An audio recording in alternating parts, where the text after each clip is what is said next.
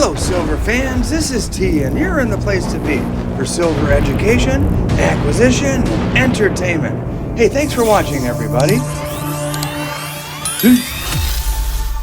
Hey, this week for Mrs. T and me, our travels took us to the St. Charles Convention Center just outside of St. Louis. We were there for the Missouri Numismatic Society coin show, and I'll tell you what, it didn't disappoint.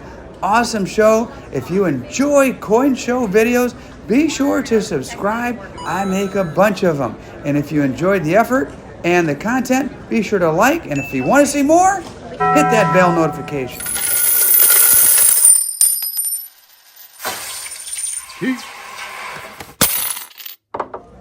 All right, hey, I'll tell you what, it's funny who you could run into at a coin show all the way in Missouri. One of my own coin club members, not only the member, president.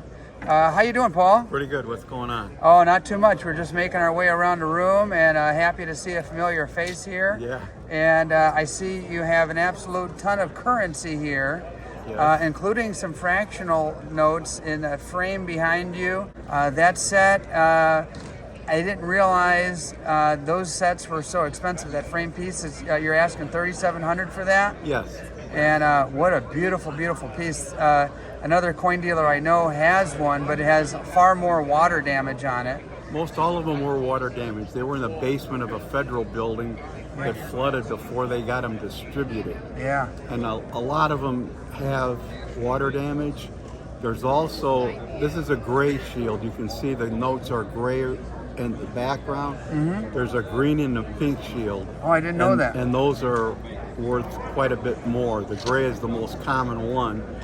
Rumor has it, and it's not 100% certain, that the pink and the green were more experimental. Oh. And I know I've seen a pink one at one time, but I have never seen a green one. Got it. And supposedly there's only about 30 of the pink and green known to exist. And you have a ton of currency. Is this from the estate of our fellow coin or club member? Yeah, Jeff Ponica. This is his.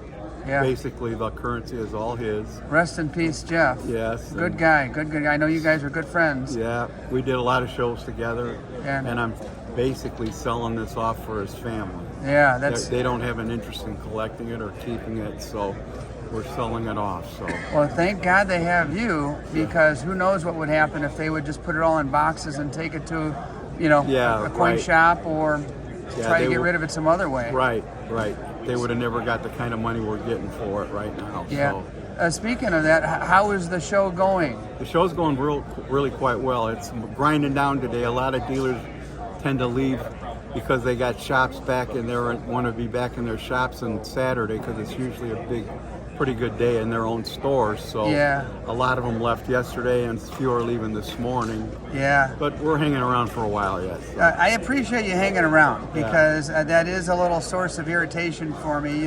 If a guy, saves up his money, works his butt off all week, comes on a Saturday morning, and 25 or 30% of the people are gone. It's a dilemma for all coin shows, and it's something that I don't know exactly what the answer is, because it is kind of disheartening, because the show is supposed to go, I think it's till 3 today. Yeah. It's advertised till 3, but by 3 o'clock, I would guess there'd be less than 10 dealers left in here. At 3 Wow. o'clock, so. Wow. Yeah, I don't know how to solve that one. Yeah. And I can understand those dealers have families, they have shops, they have ball games to go to, and everything else. That's the thing. That's why it's such a difficult issue. Mm-hmm. Yeah. So as far as what's selling, what's doing the best around here?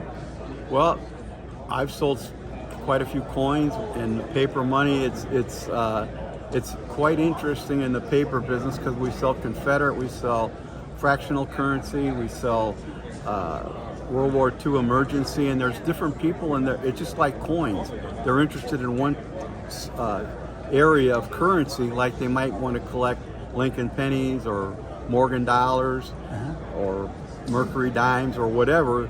People specialize in currency the same way they do in coins, which is kind of interesting. Some of them say, "Oh, I don't want to look at Confederate."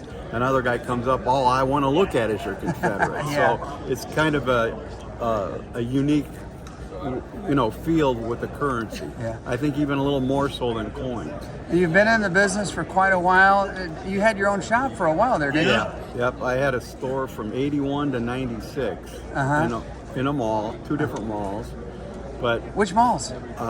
South Lake Mall and in Hobart now, Indiana. Yeah. And then we were in Century Mall, which was a little smaller mall after that for Oh my goodness. a while. So okay, I used to visit your shop then, and back in the day, and we didn't know each other back then. not that much, no. Yeah. Yeah. Right. Well, hey, listen, I know there's people buzzing around here. You want to get back to your stuff, but I appreciate the time, Paul. Oh, no problem. Good talking to you. You Take too, care. buddy. Bye. Hey, thanks for watching, everybody. It is now time for me to reveal what I purchased from my buddy Paul at the coin show. Of course, I couldn't pass up this Notre Dame silver round, but I really had been after one of these banknotes for a long time. Finally found it with Paul there and bought it. It's from the First National Bank of East Chicago, my hometown. And this is the bank that John Dillinger happened to rob back in the day, many, many years ago. And there's the bank, there's John Dillinger. Now listen, the story's not over yet. My grandmother was an eyewitness to this bank robbery. One Easter, my brother and I recorded her telling the story. All right, we're going to ask you some questions about John Dillinger, but we want to start by hearing about you. So why don't you state for the camera your names and your ages. Okay, my name is Florence Liss, and I'm 78 years old. My name is Mary Lipton, and I'm 90 years old. Great, thank you. You're welcome. Well, we want to hear about what you saw that fateful day in East Chicago, Indiana, with John Dillinger. Well, I seen John Dillinger, Johnny in it, robbed the bank. I seen him going into the bank. He went in the bank first. Then he had two guys with him, one on each side of the door. And they had machine guns. And one of the guys killed a detective. I think he was a detective. His name was O'Malley. And then they ran out of the bank. Dillinger ran first, and the car was waiting for him. A convertible was waiting for him. So he got in first, and the other two guys by the door got in the back, and they were sitting in the back. Grandma, where were you in relation to what was happening at the bank? Where were you at the time? Oh, I was at the J.J. Newberry dime store. It was right next door to the bank, in the same building, just a wall in between. And while we were in the dime store, they announced at the intercom that there's a robbery at the bank, so we knew about it. So they went and locked the doors at the dime store, and this one woman that worked over, tall blonde, she fainted when they shot that guy, when they shot O'Malley. She fainted. Did you actually see him shoot O'Malley? Yes, Yes. And O'Malley, you said earlier that he fell down on his back or something like Yeah, that? on his back, yeah. How did other people react at the time? What did you do when they made the announcement? Well, we were all scared, you know what I mean, because we knew what was happening. Yeah? So everybody that was in the dime store was standing by the door and watching, you know what I mean, yeah. So people actually gathered around and watched the scene unfold. Aunt Flo, do you remember the incident? Well, I was only 4 years old when it happened. All I remember was I knew that the bank was being robbed, and I heard a lot of gunshots. So I hid behind her. So I really didn't see that much. But until this day, I do not want to be around any guns, loaded or unloaded. So that's all I remember, because I was only And so 4.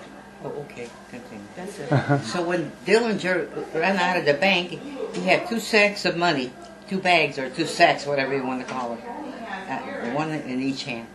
And then he went and he was set by the driver. The driver drove away, and they went somewhere. I don't think on Chicago Avenue. Yeah, that's Chicago. Yeah, and they went on Chicago Avenue. Okay. The guy was really driving real fast. So you saw the getaway. You could get away, yeah. Yeah. Now, were there police officers there in the area? There was police officers in the building across, directly across the street from the bank, upstairs. It was a Carnation Bakery. Bakery, yeah. I don't know if they had storage there or if people lived over there. And none of them would come out. Everybody was mad. Everybody was talking about it, that they should have came and helped this guy that got killed. So the community was mad that Yeah. the officers didn't come and assist there. Then after they got away and everything, then all them cops came over there after that, but that was too late already to help anybody out. The question for both of you guys: how did the community respond to John Dillinger being in the area? Was everyone talking about Well, it? Or? I think they were really surprised that he would rob something like in East Chicago, because we're a small town compared to the other big banks. But of course they probably had a lot of money in the bank, because Inland Steel and Youngstown and Sinclair and all those companies were pretty, prominent at that time, and they were all The going steel really companies well. and Yeah, oil steel companies? companies, yeah. So they probably did have a lot of money in there. And my dad played with Dillinger. He played cards on Lagoon Avenue across the street from the A&P store. And he said he was an honest guy. He wouldn't cheat anybody by a penny. They asked him, how come he robs? And he said, well, I don't rob the poor, I rob the rich. That's what he told me. But he was honest. He was a real nice guy. My dad liked him. He played cards with him many a times. Oh, really? So how did you get home? What happened? What was in the aftermath of the robbery? What happened? Well, I guess we just walked home like we ordinarily did.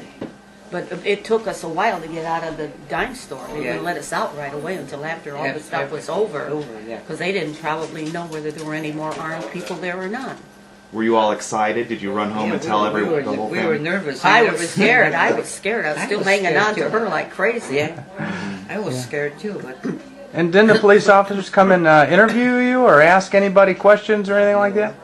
no questions was asked. I don't remember any police coming even into the dime store. So were everyday people, like in your family and stuff, were they scared of Dillinger? Or it kind of sounds like, because part of what we hear now by historians is that he was kind of a hero. See, according to what she said, our dad liked him. Yeah, he liked him. And I don't think he would harm an ordinary citizen for no reason at all. I don't know if that's the first time he robbed a bank or I don't know. I remember hearing stories of him, helping out people in the community, that were down on their luck and things like that. Is there any truth to that? I don't know. Not that we know of. I never heard I that. never heard of Okay. it either. He's got sort of a Robin Hood image, and Yes. But my dad always said he was a good man. He couldn't say nothing against him. And he didn't like cheaters. Yeah. He did not like to cheat, anybody to cheat. What cards you mean? Yeah, he was an honest card player anyway, and so was everybody else. Probably out of necessity. All right, ladies. Well, thanks for sharing your stories with us. It was really fascinating. Thank you for I asking. hope we told everything. Yeah. Well, like I said, I don't remember that much, but All right, well, thank you. you're welcome. Hey, special thank you to these channel members who support my efforts to bring you guys videos just like this one. I'm very grateful for them. I'm also very grateful that my brother and I recorded my grandma on that Easter Sunday, that one day so many years ago. She has since passed, and that video is a real family treasure. Hey, thanks for watching, everybody.